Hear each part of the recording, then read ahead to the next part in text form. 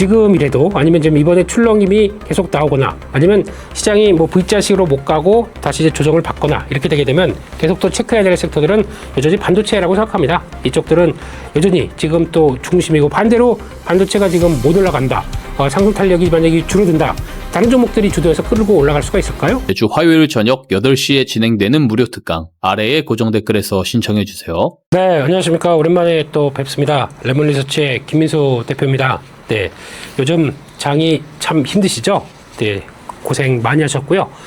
이렇게 격변하는 시장 속에서 그래도 또 어떻게 어떤 포인트를, 좌표를 맞춰가야 될지 이런저런 얘기 한번 또 오늘 말씀을 드려보도록 하겠습니다. 코스피 저평가는 투자 기회로 볼 수 있을까요? 네, 정신없이 수급과 함께 쏠려가고 왔다 갔다 할 때는 이런 거 잘 안 보입니다. 근데 객관적인 지표로 본다라고 하게 되면 지금 현재 12개월 선행 PR로 봤을 때 코스피는 실적은 하반기에 더 좋아질 걸로 계속 상향이 되고 있는데 지수는 빠졌다. 그럼 당연히 저평가겠죠. 그래서 지금 현재 역사적 저평가까지 나오고 있는 선행 PR로 봤을 때는 지금 뭐 6배가 안 되는 기준까지 내려갔다가 이제 조금 반등하면서 그 라운드 쪽으로 돌아왔다라고 하게 되면 상당히 많이 저평가라고 봐야겠죠. 그런 가운데 실적을 이끄는 쪽은 반도체고 그와 함께 나머지 섹터들도 그렇게 떨어지지 않다 보니까 이런 총합을 본다라고 하게 되면 그에 대비해서는 당연히 어떤 기회가 맞다고 보는데, 이럴 때가 이제 가장 큰 저희의 고민인 것 같습니다.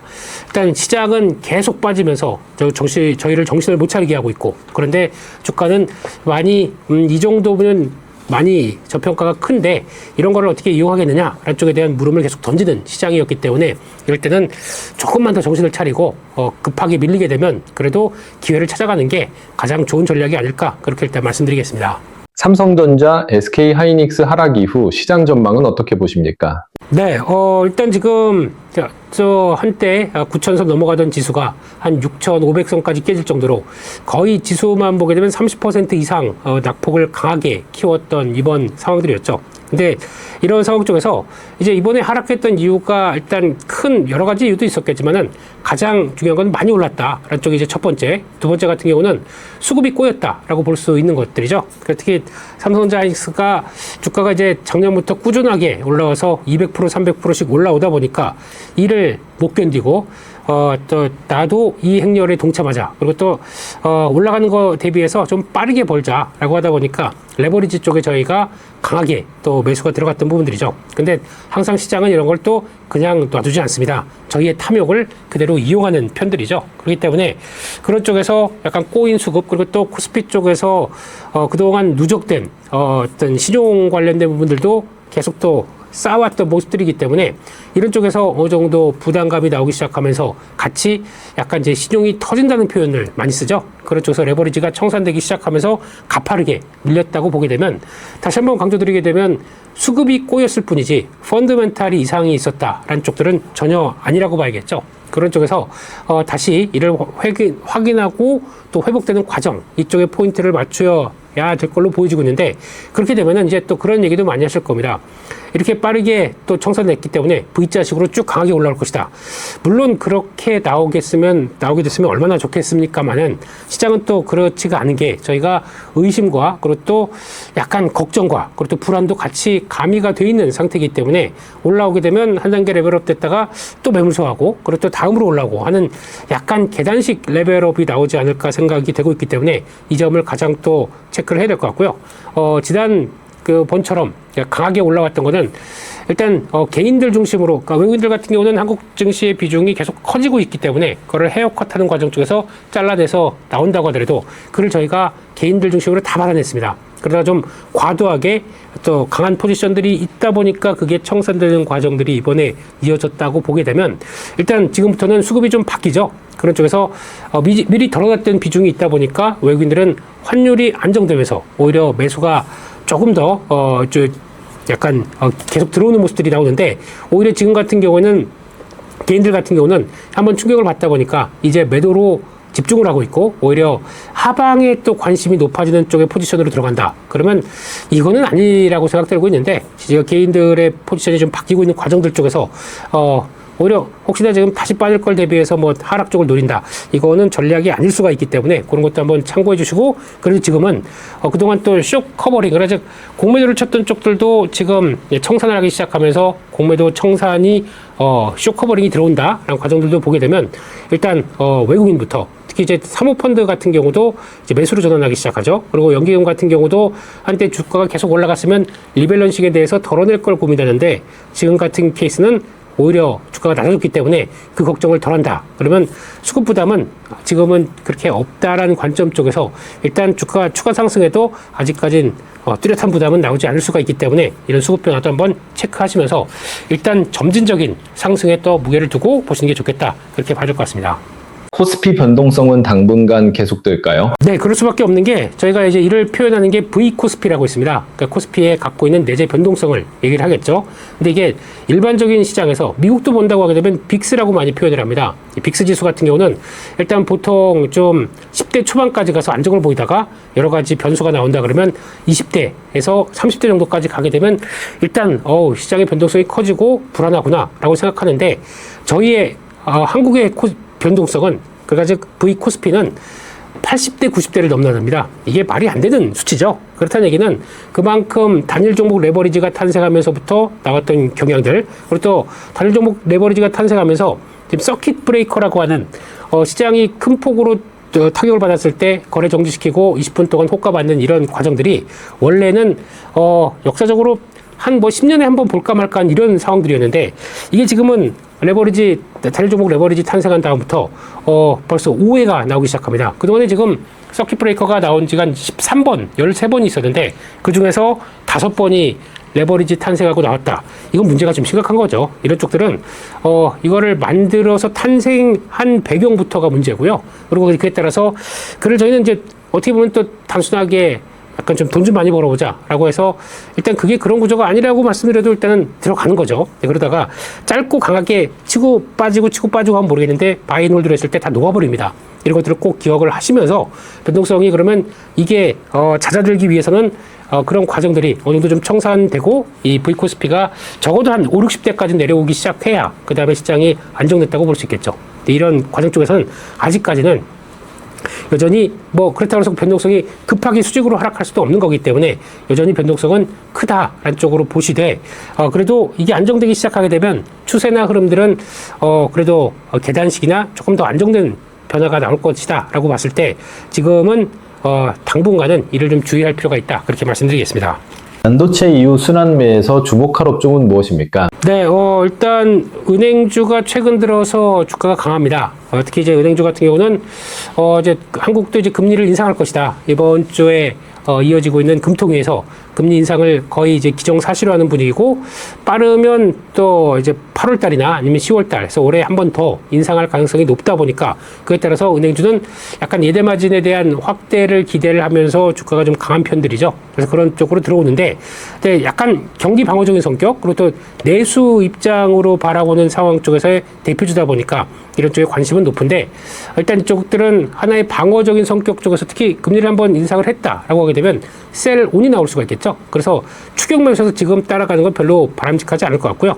한번 결과가 나오고 주가 다시 한번 밀렸을 때 바라보시는 게 좋을 것 같고, 그래서 또 단순하게 예대 마진만 보는 게 아니라 지금 예대 마진이 벌려서 그럼 대출을 많이 해줘야 그 은행 쪽의 수익이 좋아지겠죠. 근데 대출을 다 정부에서 규제를 하고 있습니다. 아시는 것처럼 부동산 쪽도 대출 규제가 나오면서 이제 담보대출도 한도가 3억밖에 되지 않고요. 신용대출도 주식하지 마라 그러면서 신용대출 한도가 5천만 원으로 떨어져 있다 보니까 이런 정부의 규제가 계속 가할수록 상대적으로 대출을 많이 해줄 수가 없겠죠. 그렇기 때문에 아마 생각보다 그렇게 강한 변화가 좀 덜 나온다고 하게 되면 은행 쪽, 특히 금융지주사, 은행을 갖고 있는 금융지주사 입장으로 보게 되면 은행 쪽이 아니라 오히려 증권이나 보험, 카드 이런 쪽에서 실적이 더 좋아지면서 올라오는 경향도 있습니다. 그러니까 그런 것까지 생각하게 되면 단순하게 은행주를 바라보는 것보다 거기서 실적에 큰 견인하는 게 또 증권 쪽이 있겠죠. 그러니까 차라리 지금은 시장이 안정되면 증권주도 반등하게 올 수 있겠구나. 이쪽에서 오히려 관심 있는 쪽은 증권주를 좀 더 눈여겨보는 게 좋겠다라고 봐야 될 것 같고요. 이런 쪽에서 순환매가 들어온다고 하더라도 일단 낙폭이 컸기 때문에 그동안 빠지지 말아야 될 것들이 어떤 수급 쏠림이 강하다 보니까 많이 빠져서 가격 메리트가 나오기 시작하다 보니까 순환매가 돈다고 보지, 이게 예전처럼 어떤 V자식으로 그러니까 빠르게 안정을 받고 돌아선다, 이거는 아직은 확인이 좀 덜 되고 있습니다. 그렇게 되면은 결국은 반도체가 어느 정도 안정을 받고 그 다음에 어느 정도 돌아가는 과정들을 본다라고 하게 되면 지금 순환매도 체크해야 될 요인들이긴 하겠지만, 그리고 또 보셔서 야, 이 종목이 이렇게까지 빠졌어? 그러면 진입하셔도 된다고 생각합니다. 그만큼의 기회는 많이 널려 있다라고 생각하는데, 그래도 핵심은 반도체 쪽들, 그러니까 기존의 주도주 쪽들을 많이 챙겨놓고 그 다음에 순환매가 돌아가는 과정들로 해석하시는 게 더 맞지 않을까 싶기 때문에 순서가 있다라는 쪽으로 보시고, 특히 IT 장비라고 표현을 하셨는데 대표적인 이제 관련된 뭐 MLCC부터 반도체 소부장, 소재 부품 장비 쪽들이죠. 이런 쪽들도 지금 시장에서는 트렌드를 맞춰가서 움직이고 있기 때문에 이쪽 정도는 그래도 눈여겨볼 수 있겠다, 그렇게 말씀드리겠습니다.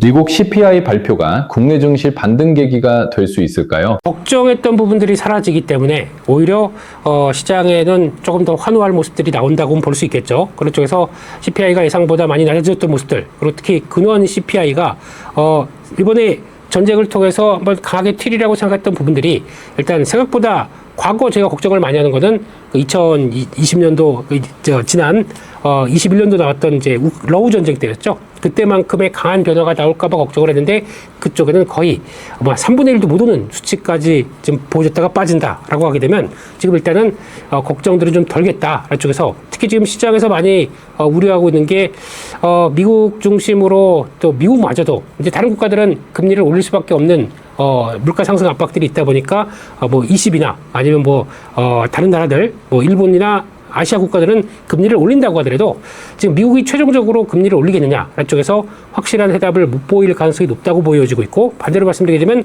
금리가 안 올라간다라고 하게 되면 오히려 시장은 그 우려감을 좀 덜 수가 있겠죠. 그런 쪽으로는 괜찮은데, 하지만 이걸 이제 안 올릴 거야 라고 하는 것보다 간헐적으로 그때 같은 경우는 이 관련돼서 미국의 10년물 국채 금리를 또 주목할 수밖에 없습니다. 그런 쪽에서 지금 현재 유가도 다시 한번 지금 트럼프 대통령이 이란을 공격하겠다라는 관점들이 나오다 보니까 또다시 10년물 국채금리 4.5 이상으로 뭐 4.6 근처까지 가 있던 상황들이기 때문에 이를 보게 된다 그러면 시장에서는 아무래도 그 수치만 봤었을 때는 이게 부담이다라고 볼 수밖에 없겠죠. 이런 쪽들이 어떤 여러 가지 지정학적 리스크가 좀 완화되기 시작하면서 다시 한번 또 내려올 수 있는 부분들도 있기 때문에 한 4.5 이상으로 간다. 그러면 시장이 아직까지는 경계감이 클 수 있다라는 쪽으로 보시면서 이 부분은 시장의 또 간헐적으로 조정의 빌미도 될 수 있다는 것도 보시면서 확인해야 될 것 같습니다.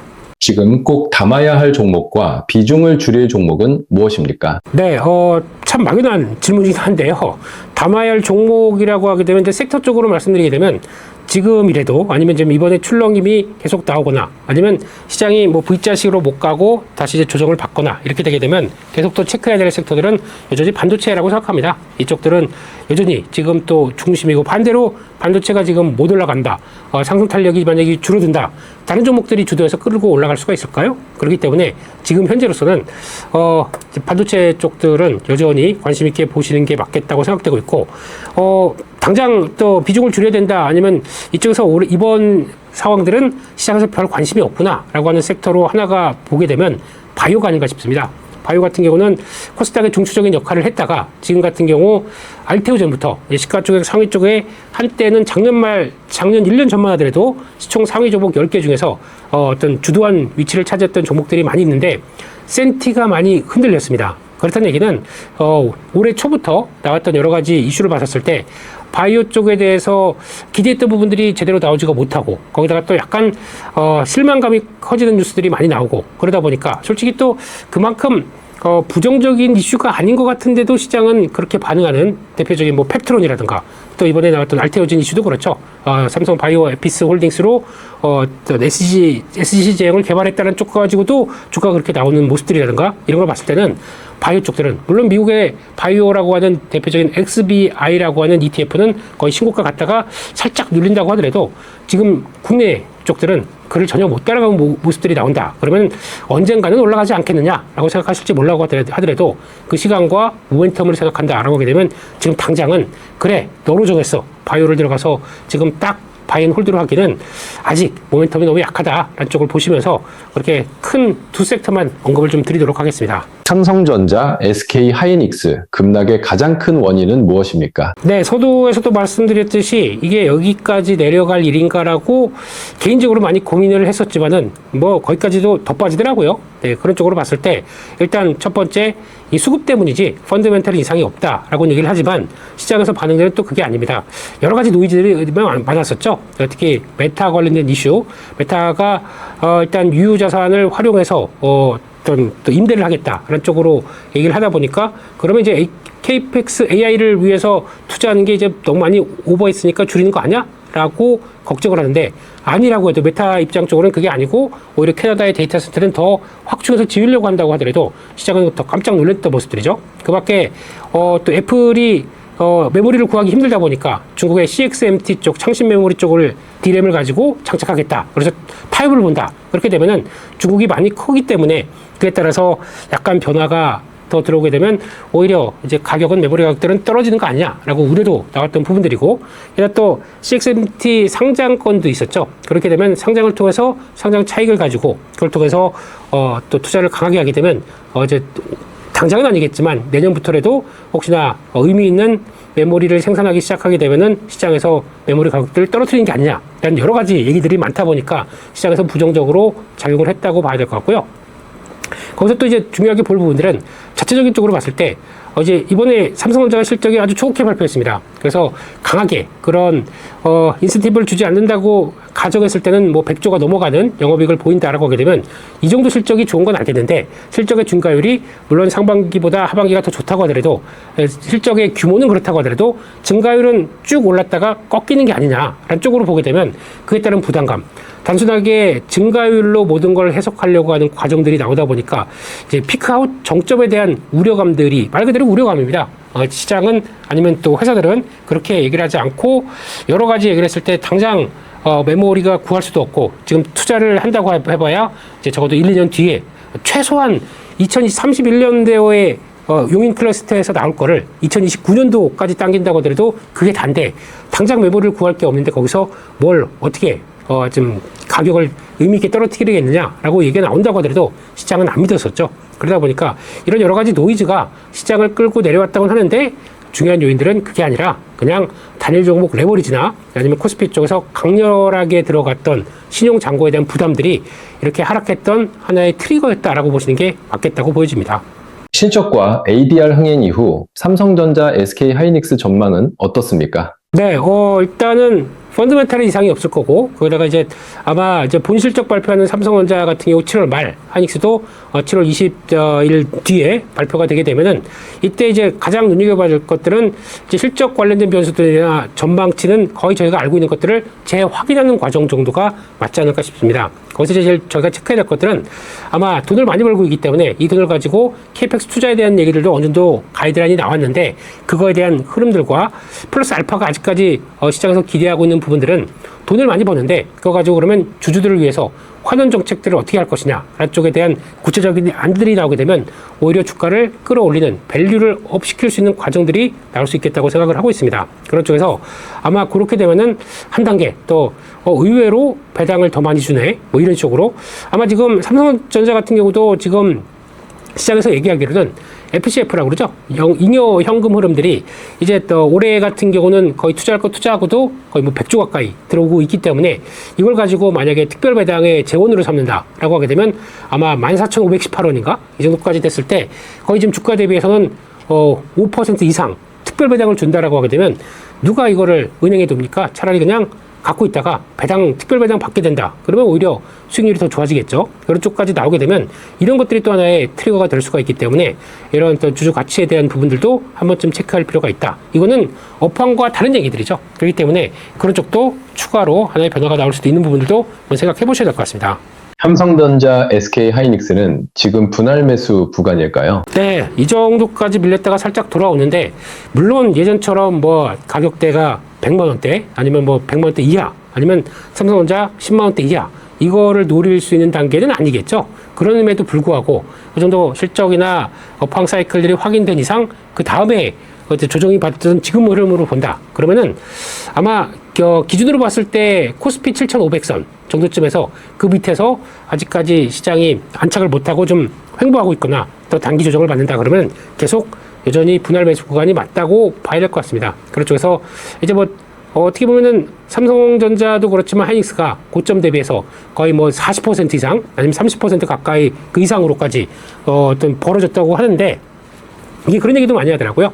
고점 대비해서 만약에 이렇게까지 밀리게 되면은 주도주의 영향력들이 끝난 게 아니냐라는 질문을 가장 많이 받았었는데 이게 이번에 펀더멘탈에 따라서 그와 함께 이제 차곡차곡 하락하는 기조가 나왔다고 하게 되면 모르겠지만 이거는 일시적으로 수급에 따른 변화가 좀 왜곡돼서 나와서 거기까지 밀렸다고 하게 되면 이게 오히려 추세 언더슈팅이라고 봐야겠지. 이게 추세가 하락으로 보는 건 말이 안 되지 않나 싶기 때문에 여전히 분할 매수 관점 유지를 하도록 하겠습니다. 대형 반도체주보다 소부장에 더 주목해야 할까요?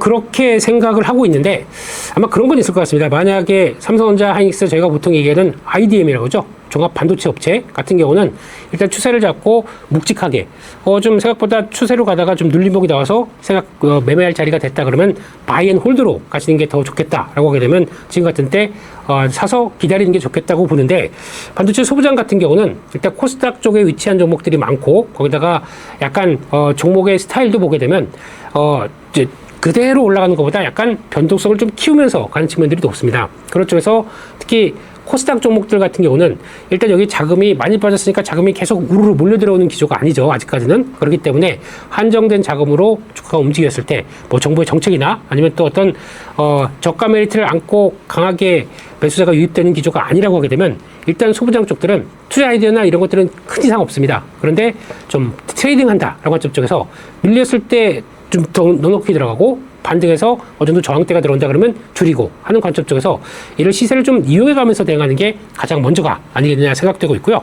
그래도 소부장 쪽을 보게 되면 일단 가장 먼저 체크해야 될 것들은 이쪽들은 그래도 삼성전자, 하이닉스가 이제 돈을 많이 벌고 거기다가 앞으로 한 5년 동안 2배 이상 캐파를 늘린다고 하더라도 시장의 수요에 못 따라간다라고 얘기를 최태원 회장께서 얘기를 한 것처럼 지금 분위기는 계속 투자는 늘리겠다라고 하게 되면 지금 단순하게 본다고 하더라도 용인 클러스터 그리고 또 지금 전남 광주 군공항 쪽에 이제 팹 4개가 삼성전자 2개, 하이닉스 2개가 들어가고 또 그 밖에 뭐 패키징 테스트 공장 이런 것들도 다 추가로 지어지게 되면은 당연히 아무것도 없다가 공장을 짓고 거기다가 팹이 들어가기 시작합니다. 그럼 거기 팹에는 반도체를 생산하기 위한 장비가 들어갈 수밖에 없겠죠. 그러면 앞으로 순차적으로 장비는 계속 들어갈 수밖에 없다라고 하게 되면 국내 업체들 특히 이를 가지고 해외에 좀 프리미엄을 안고 있는 회사들이 있죠. 그런 쪽에서 나는 뭐 식각에서 나는 전공정 쪽에서 아니면 또 증착에서 좀 나만큼 따라오는 회사가 없어라고 하는 프리미엄을 받는 회사들 같은 경우는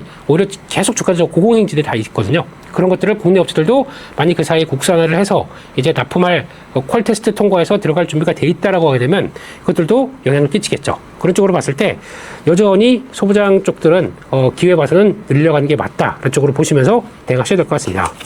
투자금 3천만 원으로 우선 담을 반도체 소부장 종목은 무엇입니까? 네, 보통 보면은 이제 전공정, 후공정이라고 그래서 패키징에서 그러니까 반도체가 만들어지는 과정 쪽에서 먼저 전공정이라고 하는 쪽들 그러니까 웨이퍼 패턴 그리고 만들어지면서 찍어내기 전까지 그 과정들을 보는 게 전공정이고 후공정은 다 만들어진 칩을 통해서 이거를 패키징하고 테스트하는 과정들 두 가지로 나눴을 때 지금은 일단 전공정 쪽이 먼저겠죠. 왜냐면 지금 장비가 먼저 들어가야 되다 보니까 공장 짓고 들어간다. 그럼 이쪽들이 먼저겠죠. 그래서 가장 많이 보실 거는 뭐 이제 관련된 뭐 반도체 공정들 쭉 보시게 되면 나오겠지만은 그거보다 이제 쉽게 말씀드리게 되면 지금 코스닥이나 아니면 코스피도 마찬가지겠지만 시가총액 기준 되는 것들 중심으로 하시죠. 네, 그렇기 때문에 그게 가장 중점적으로 보고 거기서 시장이 그에 맞춰서 움직일 수가 있기 때문에 그런 기준으로 온다라고 하게 되면 가장 먼저 어떤 코스닥 쪽에서도 시가총액 상위에 들어오는 전공정의 대표주자라고 하는 뭐 시각부터 그 증착 열처리하는 이제 원익 IPS죠. 이게 가장 눈여겨 볼 수 있을 것 같은데 이 회사는 호가가 얇기 때문에 변동폭이 무지 큽니다. 그런 쪽부터 또 최근에 시가총액에서 보게 되면 10위 안쪽으로 계속 들어오고 있는 회사들이 있죠. 그런 쪽에서 테스라든가 뭐 PSK 이런 종목들이 가장 먼저 해봐야 될 종목들이라고 봐야 될 것 같고요. 그 밖에 추가적으로 요즘 VM이라고 하는 하이닉스 쪽으로 식각 장비를 공급하기 시작하면서 빠르게 커갈 이런 회사들 같은 경우도 앞으로 기대감은 높은 상황들이겠죠. 그런 쪽으로 중심적으로 보시고 후공정도 무시하시면 안 될 것 같고요. 후공정 쪽 같은 경우도 지금 분위기 쪽에서는 아마 빠르게 한미반도체가 거의 상한가 들어갈 정도로 1분기 실적이 부진했다가 다시 실적에 대한 개선이 나올 것이다라고 하다 보니까 들어가게 되면 이런 종목 같은 경우도 후공정에서 무시할 수는 없겠죠. 그런 쪽과 함께 같이 후공정 쪽에서도 삼성전자가 HBM4를 이제 강화시키는 쪽으로 나온다. 그러면 그와 함께 또 연결시킬 수 있는 이오테크닉스라든가 그런 종목 쪽으로 한번 전공정을 한 7, 후공정은 3 정도쯤에서 구성을 하시는 것도 좋을 것 같다. 그렇게 말씀드리겠습니다. AI 시대 메모리 수요 확대소 SK 하이닉스 중장기 전망은 어떻습니까? 중장기가 뭐 5년, 10년짜리는 잘 모르겠고요. 예, 그래도 이번 사이클들은 하이닉스가 HBM을 공급하기 시작하면서 가장 주도적인 흐름을 잡아갔다라고 하게 되면 엔비디아와 한몸이 될 정도로 실적을 이끌어가는 과정들이기 때문에 여전히 좋게 봅니다. 근데 개인적으로는 한 내년 중반이나 말 정도까지는 그래도 강력한 상승세는 계속 이어질 것이다라고 바라보고 있는데 그 다음은 일단 좀 메모리 가격의 동향들이나 아니면 또 공급이 어느 정도 좀 약간 숨통이 트이기 시작하면서 그래서 수요가 그대로 받쳐줄지 이런 것까지 계산을 좀 해야 되기 때문에 일단 내년 정도까지는 일단 이상이 없을 것이다라고 바라보고 있고 그 다음은 그렇다고 하더라도 과거처럼 반도체의 가장 큰 그림들이 호황에서 끝났으니까 다시 불황으로 들어가는 어떤 큰 폭의 어떤 진폭은 나오지 않을 거라고 보고 있고요. 워낙 AI 시대에 수요가 막강하게 들어오다 보니까 불황이나 아니면 정체기를 보인다고 하더라도 과거처럼 같은 수준이 아니라 일정 부분 LTA라고 하는 장기 공급 계약을 체결했던 것들이 있기 때문에 그에 따라서 어느 정도 하방은 지지한다라고 하게 되면 일단 계속 트레이딩할 수는 있다고 생각됩니다. 근데 어느 정도 고점이 나온다라고 하게 되면 내년 상반기 정도는 한 번쯤 정리를 하고 다시 한번 또 흐름들을 맞춰가는 게 좋지 않을까 그런 큰 그림은 가지고 가고 있습니다.